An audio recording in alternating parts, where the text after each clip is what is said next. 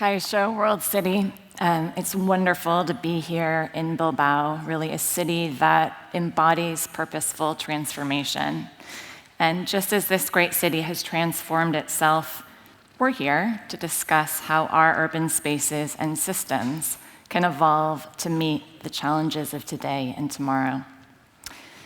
When I've spoken at previous world cities, I've advocated for the transformative potential of regenerative design and new approaches to greening our cities.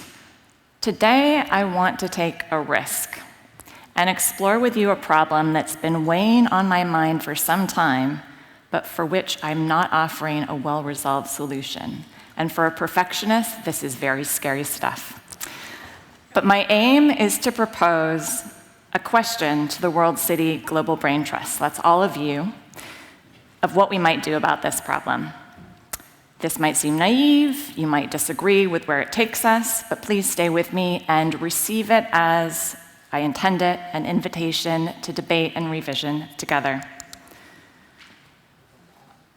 Although the bright city lights might dim our view of the stars, we all live under the same sky, in this tiny, precious orb spinning in a vast universe.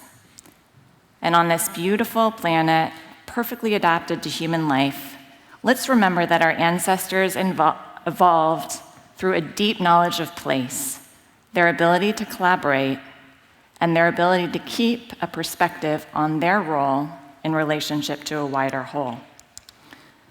We come together at events like these because we believe in the power of connection. And I applaud the organizers and all the winners of the Bay City Awards who have shared with us their truly inspiring work these past days. While listening to the descriptions of their transformative initiatives led with passionate determination by committed changemakers, I couldn't help but contrast them with the complacency and denial of too many of our fellow citizens, elected officials, and business leaders. Why are these projects special exceptions rather than the norm of what we do? And we've heard repeatedly that cities around the world share many common problems, and that's true. But we must also contend with vast differences in resources and arguably a differential in our responsibilities for harm. So why is it that those who bear the least historic responsibility for destruction and fragmentation are those who are now asked to be most resilient? And why, closer to home for me as resident of one of the world's wealthiest cities, are those societies with more material resources and, historically, more responsibility so willing to continue with business as usual despite mounting evidence that this is a fatal path? In yesterday's opening keynote, Charles Landry described the necessary transition to a livable future as a cultural problem and bemoaned our fragmented thinking, our endless forgetting. We also heard from Sophie Howe about how we risk actions that are performative rather than transformative. But what conditions are producing these problems? Technological innovation is often discussed as if it only works in one direction, towards improvement, and it's often framed as inevitable. In my pocket, I keep a portal to the entire world. It's my magic wand, it's my crystal ball, my tireless servant, and my faithful companion. But when might it hinder me, and what might I do about that? Is there such thing as too much connection, or the wrong kind of connection? I take out my phone to do something that seems urgent. Then 20 minutes later, something, maybe my child tugging at my sleeve, or maybe the horn of a driver whose car I've just stepped in front of, shakes me back to my senses, and I find myself struggling what I first picked it up to do. This tool of curiosity, navigation, and connection also simultaneously diminishes my capacity to think clearly, to pay attention, to sustain deep conversation, to stay grounded in the actual space and time in which I find myself. When I use it, I can feel superhuman. But I am also at risk of becoming less than human.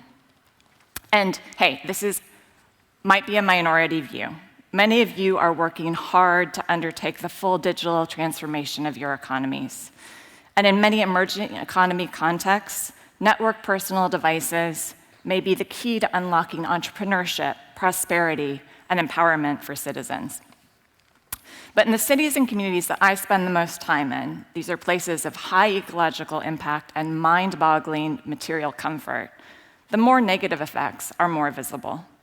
In fact, if we were in a zombie movie, we'd be well into the second act, where the majority of the townspeople have become infected and the few untouched are hiding underground.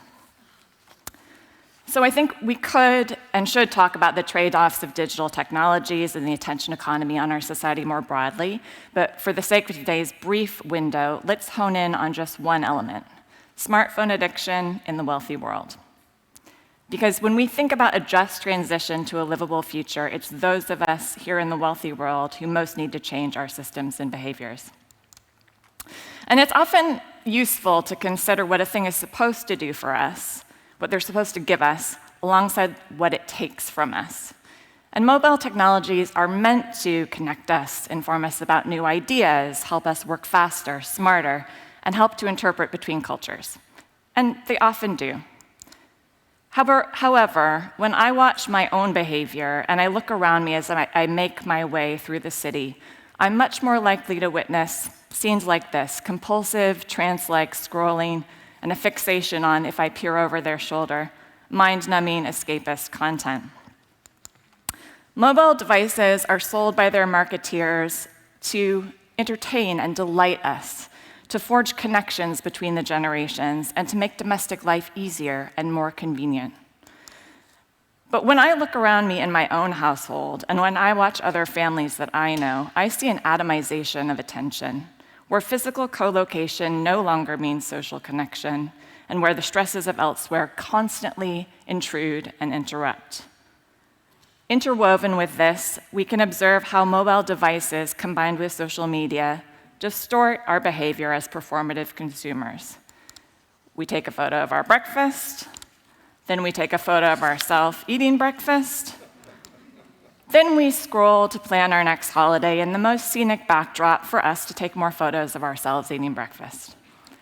Now, that's really easy to laugh at, right? We can make fun of that, but how about this? I take a photo of my friend's keynote presentation. I then take a photo of myself giving my own keynote presentation with this beautiful backdrop in a gorgeous venue and beautiful multicultural people. Then, seated back in the auditorium, I scroll to consider the next conference I should attend. Will this help my professional profile? Yes, it will. Will this help build Bilbao's international reputation? Possibly. Does this help build my home community's resilience to disruption? Highly unlikely.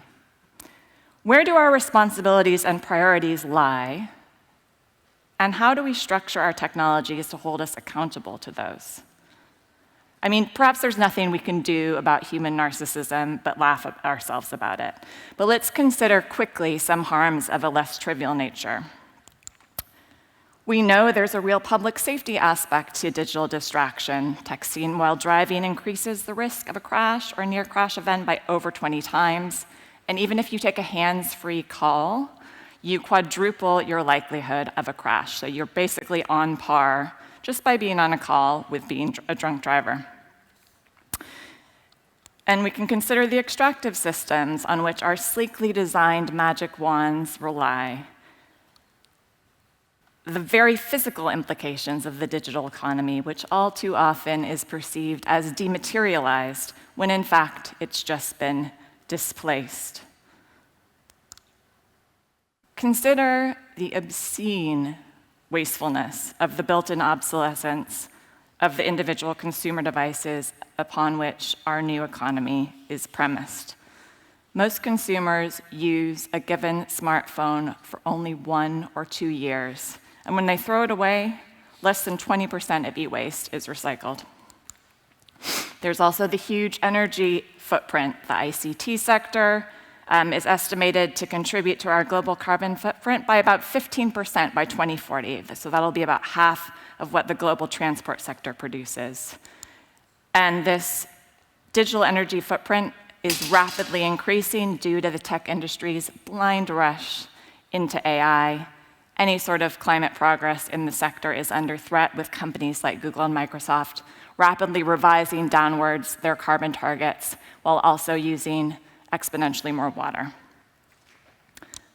But greater than any of these harms is the way in which our attention is co-opted and manipulated at nearly any time, in nearly any place, through the fusion of covetable pocket-sized hardware and intentionally addictive apps. Overwhelmed and distracted and insulated from the physical and social realities of the places we inhabit, we ignore or suppress the escalating warnings of breaches of planetary boundaries and relentless assaults on human and non-human life. We become vulnerable to misinformation. Our capacities to discern and navigate are diminished. And I would venture that increasing smartphone usage, which is currently at about 50% of the global population, but much, much higher than that in wealthy communities, is a contributing factor to the fragmented thinking and endless forgetting that Charles warned us of. We often say we live in unprecedented times, and as we begin to experience the consequences of our destabilization of planetary life support systems, we do.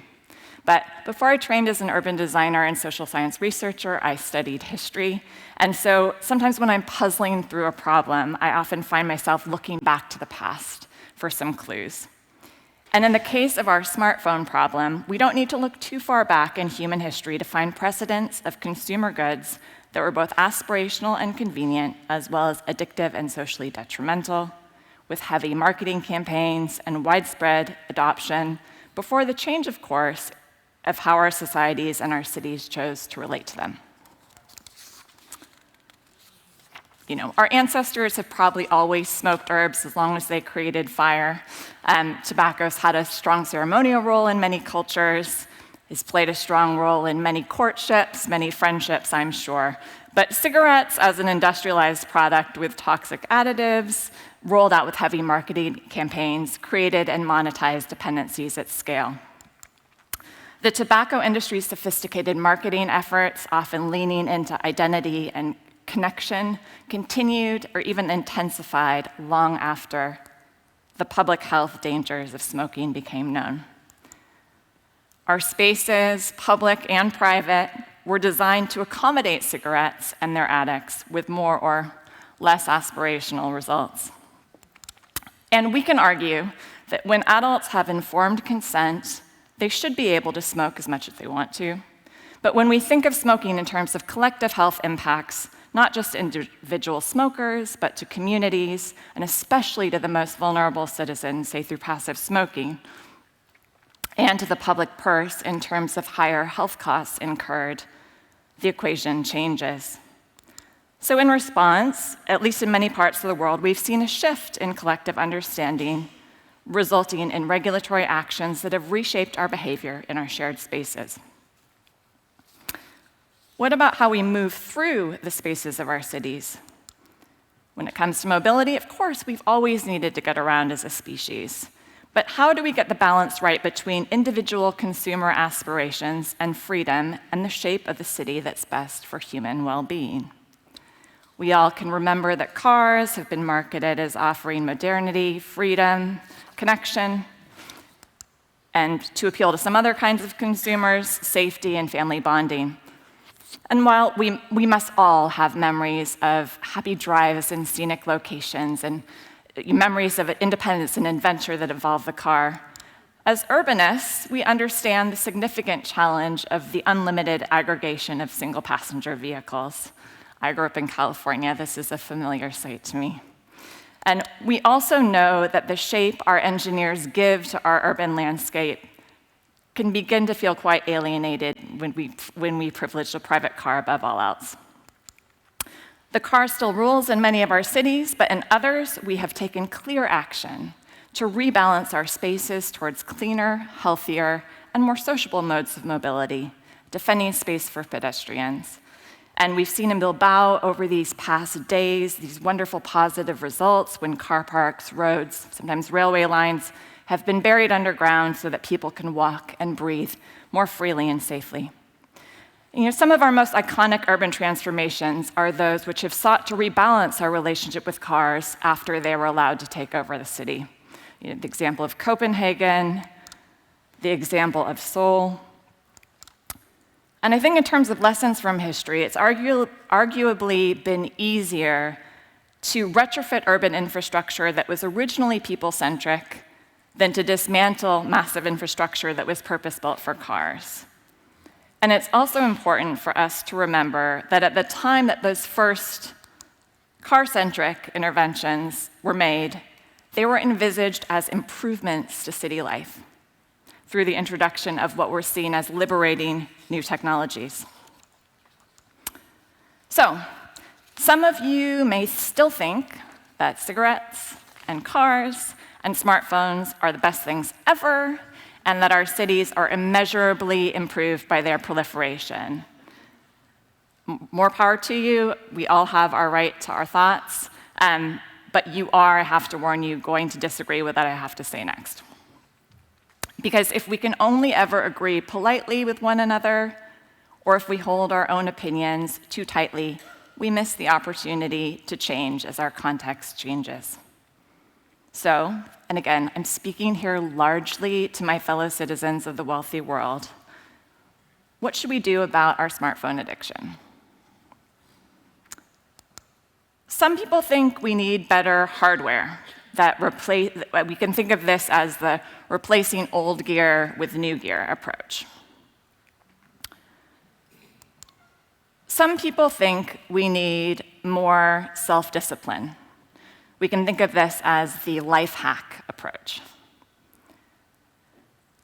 But if you think about it, both the new gear approach and the life hack approach to addiction focus too much on the individual, asking each of us to summon the willpower of a saint, maintaining disconnected focus despite the temptations of various and ever more outlandish distractions dancing around us, competing for our attention.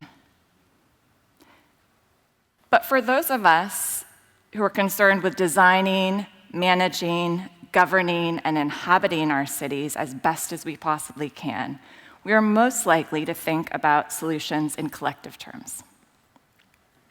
So what's civil society doing about our smartphone addictions? Parents are a powerful lobbying and organizing group, and in places like the US and the UK, we can see many examples of parents coming together to defend their children's minds, time, and capacity for attention by pledging, for example, to wait to give them a smartphone until they're well into adolescence. We might dismiss this as a boring, middle-class, middle-aged approach where people are holding back their children from accessing the technologies of the future. But defying generational stereotypes of what digital natives might most want for themselves, we can also find examples of groups of teenagers in cities like New York forming face-to-face connections and peer support groups on their own initiative to create space for smartphone-free living. Meanwhile, young people in Amsterdam have been seeking to create spaces of expansive attention and self-directed creativity that are sheltered from digital distractions. Another example here shown from Belgium, although it's a global movement, it's not intentionally anti-smartphone, but an example of the kind of behaviors that excluding devices from everyday life can open up. The deep time walks guide participants to connect with place and time in a way that unlocks embodied understanding of our current planetary predicaments and how we got there. So these are a few green shoots, but I hope that they suggest to all of us, the World City, Bay Awards, Brain Trust, that there is a whole world of creative policy-making program design for us to consider. What might this mean for our cities? At a basic level, we can include nudges towards pro-social behavior. Using an analogy here of water quality, we can encourage people to do their part to keep our collective thought space healthy.